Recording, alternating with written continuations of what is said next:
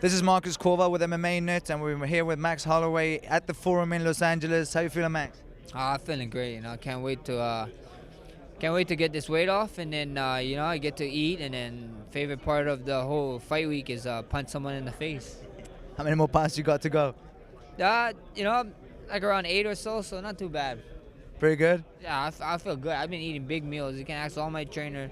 We've been eating good, and it is what it is. This fight week, it's making weight is first, and then punching someone in the face is second. So you're on an 8-fight win streak.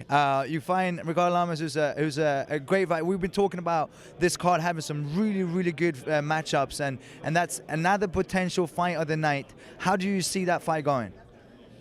Ricardo's game, I'm game, and I think it's gonna be fun. I think so. You guys are gonna see an entertaining, action-packed fight, and I can't wait to go out there and deliver. Have you done anything different? It's sometimes they say if it's working, don't fix it. If it's not broken, don't fix it. 8 fights in a row. Is there anything that's changed? Like I said, I gotta tell everybody else. Max Holloway stays the same. Just the opponent change. It's exactly what you said. If it ain't broken, don't fix it. It's a lot of guys. They try to always find something new, when they're doing stuff already, The only thing to change is when you hit a loss, then you check yourself, you reevaluate yourself, but everything's been going good. I'm not staying complacent. I'm not staying still, we're still growing, we got to grow. You got to grow at the sport. You grow at the sport, you get left behind, but, it's nothing too dramatic, nothing too crazy, so, I feel great, I think this fight is going to be one of the more exciting fights of the night, and I think me and Ricardo is going to come and bring a fight, and I think fans are going to love it. I agree with you. So talk about your last loss against Conor McGregor, and then since then it's been 8 wins, right? Did you change anything after that fight? Yeah, I changed the little things, we had some little things, the main thing that I changed is not getting hurt in the first 30 seconds of the fight. But no, I'm just joking. Everybody talks about his injury, but forgets to talk about mine. But It is what it is. It's just it happens. It changed. Of course I went training. Maybe got a little bit refocused. I was always confident. I was always a confident young man, and it just happened. It's that second that Conor McGregor lost made me have 2 in a row. And after that, when you lose, you get your tickets, you get your pink slip saying, hey, thank you, come again, so and I didn't want that to happen, and, luckily enough, I'm blessed enough to be in this position. I got 8 fights, but it's only the beginning, I'm looking at this fight like I'm 0-0, I can't enjoy this streak, once you start sitting back and looking what you've done, you fall on your butt, and then when you start looking too forward ahead, you start tripping over your own feet, so it's one step at a time, one fight at a time, and Ricardo Lamas got my full focus when it comes June 4th. So we have an Hawaiian behind the camera. We've got you here. Hawaiians are known for being tough fighters. Why is that? It's in our blood. I don't know. It's in the air. It's this thing called poi. You guys should try it. But what is it?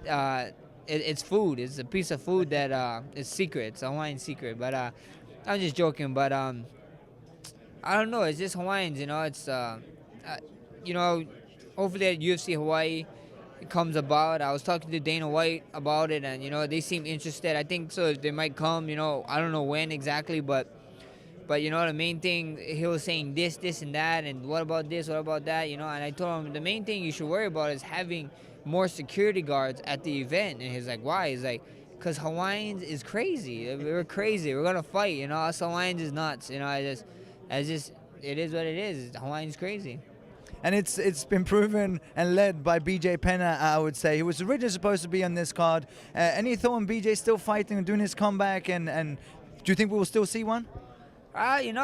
We see, it's up to him. He's his own person, and whatever he wants to do in his career, he can do it, because if I was in issues, I would do what I would want to do, So, yeah, it's totally up to him. I don't know. Do you feel that it's your turn to take on that lead from Hawaii and being the name from Hawaii that people talk about when they talk about mixed martial arts? All I feel is like, going out there, training hard, working hard, sacrifice.